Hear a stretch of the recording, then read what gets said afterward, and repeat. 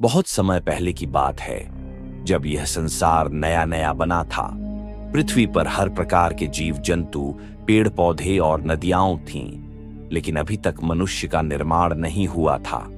देवताओं की सभा में इस बात पर चर्चा हो रही थी कि क्या मनुष्य को बनाया जाए या नहीं।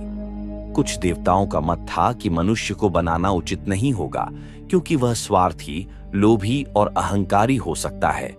वहीं कुछ अन्य देवताओं का मत था कि यदि मनुष्य को सच्चे ज्ञान, नैतिकता और प्रेम का पाठ पढ़ाया जाए तो वह संसार के लिए वरदान बन सकता है।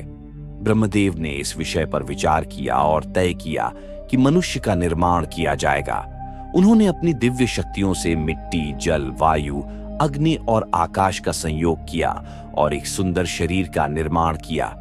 लेकिन यह शरीर केवल एक मूर्ति के समान था, उसमें कोई प्राण नहीं थे। तब ब्रह्मदेव ने उसमें अपनी दिव्य ऊर्जा का संचार किया और उसे जीवन प्रदान किया। इस प्रकार पहला मनुष्य अस्तित्व में आया। जब मनुष्य ने अपनी आंखें खोलीं तो उसने इस अद्भुत संसार को देखा। चारों ओर हरियाली, नदियां, ऊंचे पर्वत और विभिन्न प्रकार के जीव जंतु थे। वह इस सौंदर्य को देखकर अचंभित था, लेकिन उसके मन में एक प्रश्न उत्पन्न हुआ। मैं कौन हूं? मुझे यहां क्यों भेजा गया है? मनुष्य अपने अस्तित्व को समझने का प्रयास कर रहा था। उसे भूख लगी तो उसने पेड़ों से फल तोड़े और जल का सेवन किया। धीरे धीरे उसने रहन सहन के तरीके सीखे, लेकिन वह अकेला था और उसे यह समझ नहीं आ रहा था कि जीवन का उद्देश्य क्या है। एक दिन भगवान विष्णु ने नारद मुनि को बुलाया और कहा, जाओ, इस नवसृजित मनुष्य को ज्ञान और नैतिकता का पाठ पढ़ाओ ताकि वह अपने जीवन को सार्थक बना सके।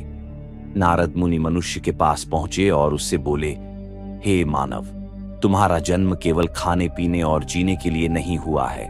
तुम्हें संसार में प्रेम, करुणा और धर्म का पालन करना होगा।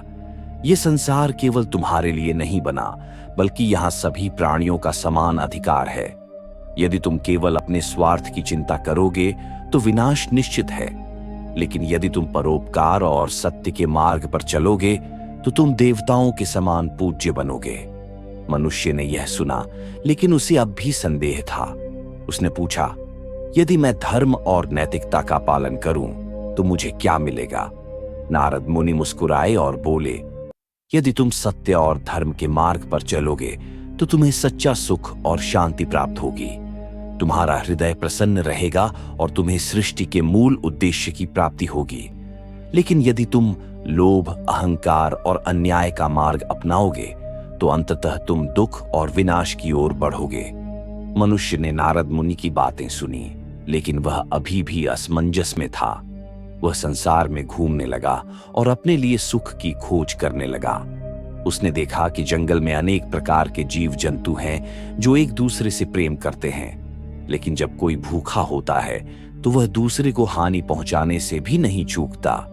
उसने सोचा, यदि जानवर अपने अस्तित्व की रक्षा के लिए स्वार्थी हो सकते हैं तो मैं क्यों नहीं? यही सोचकर उसने अपने लिए अधिक से अधिक भोजन संग्रह करना शुरू किया। वह अन्य जीवों से भोजन छीनने लगा और अपनी सुरक्षा के लिए हथियार बनाने लगा। धीरे धीरे उसका अहंकार बढ़ता गया। कुछ वर्षों बाद मनुष्य का स्वभाव पूरी तरह बदल चुका था।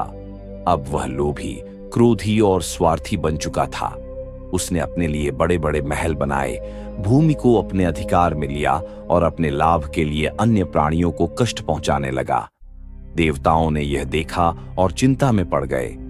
ब्रह्मदेव ने नारद मुनि से कहा, हमने मनुष्य को प्रेम, दया और सत्य का ज्ञान दिया था, लेकिन उसने अपने स्वार्थ में अज्ञान का मार्ग अपना लिया। अब क्या किया जाए? नारद मुनि बोले, हे प्रभु, मनुष्य को सही राह पर लाने के लिए उसे अपने कर्मों का फल भुगतने देना होगा। केवल जब उसे अपने गलत कार्यों का परिणाम मिलेगा तब वह सच्चाई को समझेगा। कुछ समय बाद मनुष्य के बनाए हुए महल गिरने लगे, उसके संग्रहित किए गए संसाधन नष्ट होने लगे और उसने जो अन्य प्राणियों पर अत्याचार किए थे वे उसके ही विरुद्ध खड़े होने लगे। वह बीमार पड़ गया, अकेला हो गया और दुख से घिर गया। तब उसने आकाश की ओर देखा और कहा, हे परमात्मा, मैंने अहंकार और स्वार्थ के कारण गलत मार्ग अपना लिया। मुझे क्षमा करें और सही राह दिखाएं। उसी क्षण नारद मुनि फिर प्रकट हुए और बोले, हे मानव, तुमने जो किया उसका फल तुम्हें मिल गया, लेकिन अब भी समय है। यदि तुम प्रेम, दया, सत्य और धर्म के मार्ग पर लौट आओगे तो तुम्हारा जीवन फिर से सुखमय हो सकता है। मनुष्य ने अपनी भूल स्वीकार की और स्वयं को बदलने का निर्णय लिया। उसने अपने लोभ को त्यागा, परोपकार करने लगा और सत्य के मार्ग पर चल पड़ा। धीरे धीरे उसका जीवन फिर से खुशहाल हो गया। इस कथा से हमें यह सीख मिलती है कि मनुष्य का निर्माण केवल भौतिक सुखों के लिए नहीं हुआ, बल्कि उसे प्रेम, सत्य और धर्म के मार्ग पर चलकर जीवन को सार्थक बनाना चाहिए। यदि मनुष्य स्वार्थ, अहंकार और अन्याय के मार्ग पर चलता है तो अंततः उसे कष्ट उठाने पड़ते हैं। लेकिन यदि वह प्रेम, करुणा और परोपकार को अपनाता है तो वह न केवल स्वयं के लिए बल्कि पूरे संसार के लिए एक आदर्श बन सकता है। अच्छे कर्मों का परिणाम सुख होता है और बुरे कर्मों का परिणाम दुख। मनुष्य का निर्माण केवल शरीर से नहीं बल्कि उसके विचारों और कर्मों से होता है।